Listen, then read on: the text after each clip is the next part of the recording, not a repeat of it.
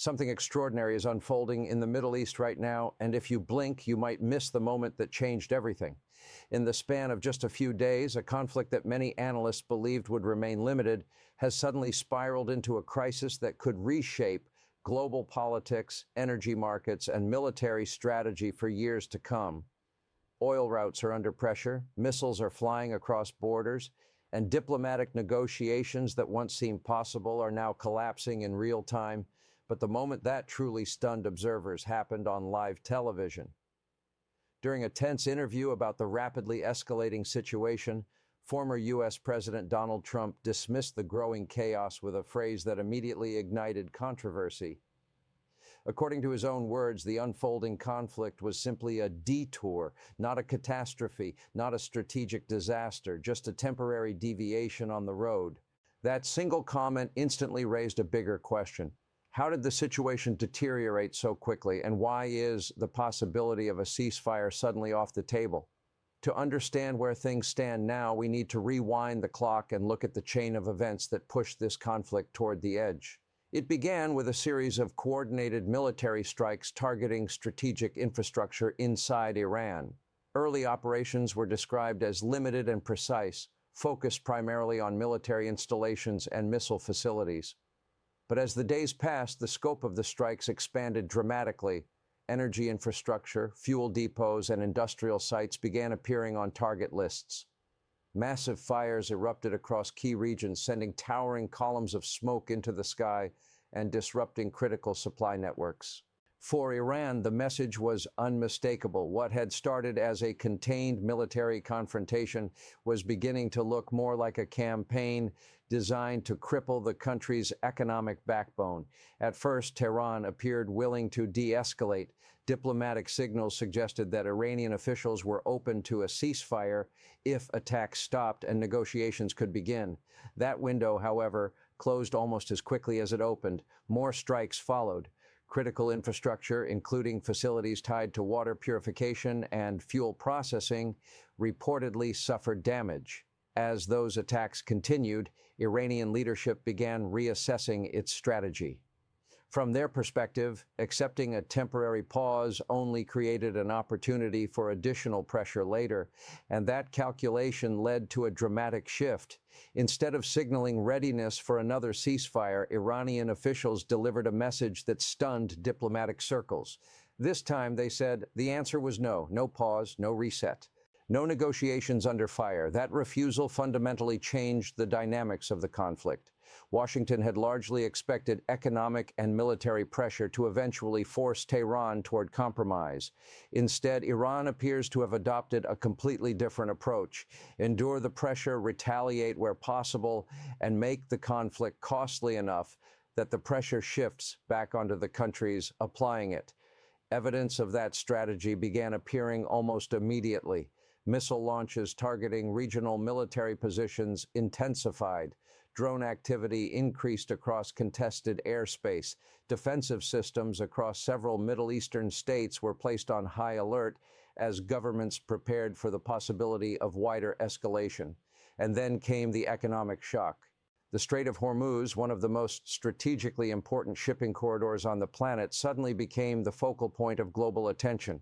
Nearly 1/5 of the world's oil supply normally passes through that narrow waterway every single day. Even minor disruptions can send energy prices surging. Now imagine what happens when tanker traffic slows dramatically. Reports from shipping companies suggested that commercial vessels were beginning to reroute or delay entry into the region as security risks climbed. Insurance premiums for tankers rose sharply. Energy traders started warning that prolonged instability around Hormuz could trigger major volatility across global fuel markets. For ordinary people thousands of miles away from the conflict zone, that might seem distant. But the ripple effects could reach gas stations, grocery stores, and transportation networks around the world, and while markets reacted with anxiety, political rhetoric continued escalating. Supporters of the military campaign argued that sustained pressure would ultimately force Iran into a weaker negotiating position. Critics warned that the strategy risked dragging the region into a prolonged war with no clear exit. Meanwhile, the remark that sparked global headlines continued echoing across news networks. Calling a rapidly expanding conflict a detour may have been intended as reassurance, but for many observers it had the opposite effect. It suggested a level of confidence that some analysts believe may underestimate the scale of the unfolding crisis. Because once a conflict reaches this level of escalation, the biggest danger is not always the attacks themselves. Sometimes the real danger is the assumption that everything is still under control. If the first phase of this crisis was about military strikes and retaliation, the second phase is about something far more dangerous: endurance. Iran's leadership appears to be betting that time itself can become a weapon. Instead of trying to win quickly against a far more powerful military coalition, the strategy now seems focused on stretching the conflict long enough to create pressure in places far beyond the battlefield. This is where the situation becomes truly complicated. When powerful nations go to war, the battlefield is rarely the only front that matters. Economic stability, political pressure at home, and international alliances can become just as decisive as missiles or fighter jets. And in this case, the global economy is already beginning to feel the first tremors. Energy markets reacted almost instantly to the growing instability around the Strait of Hormuz. Traders began pricing in the possibility that oil shipments could face prolonged disruption. Even rumors of reduced tanker movement were enough to push energy analysts into emergency briefings, warning that supply chains could tighten rapidly if tensions continue to escalate. The reason is simple. Modern economies are deeply interconnected, and energy sits at the center of that system. Fuel powers transportation networks, manufacturing lines, agriculture, and logistics systems. When energy prices spike, those costs ripple outward through nearly every industry. Higher fuel costs mean higher transportation costs. Higher transportation costs mean more expensive goods on store shelves. Airlines raise ticket prices. Shipping companies adjust freight rates, and food distributors begin factoring higher delivery expenses into their pricing. What begins as a regional military confrontation can quietly transform into a global economic shock. That possibility is now forcing governments around the world to reassess their own strategic positions. Gulf states that sit directly along the conflict's geographic fault lines are suddenly facing uncomfortable questions about their security infrastructure. Countries that have historically aligned closely with Washington are watching carefully to see how the situation evolves before committing themselves further. Some governments are quietly exploring alternative diplomatic channels, attempting to maintain relationships with multiple global powers at the same time. In an increasingly unpredictable world, strategic flexibility has become a valuable asset. Meanwhile, inside the United States, the political dimension of the conflict continues intensifying. Public debates about the scope and purpose of the military campaign are growing louder. Supporters argue that projecting strength deters future threats and protects long-term stability in the region. Critics warn that the lack of a clearly defined exit strategy risks drawing the country into a prolonged confrontation with unpredictable consequences. This debate becomes even more sensitive when casualties enter the conversation. Every conflict carries a human cost, and as reports emerge about service members killed in the early stages of the operation, public attention inevitably turns toward the question of long-term objectives. How long could this conflict last? What exactly would victory look like?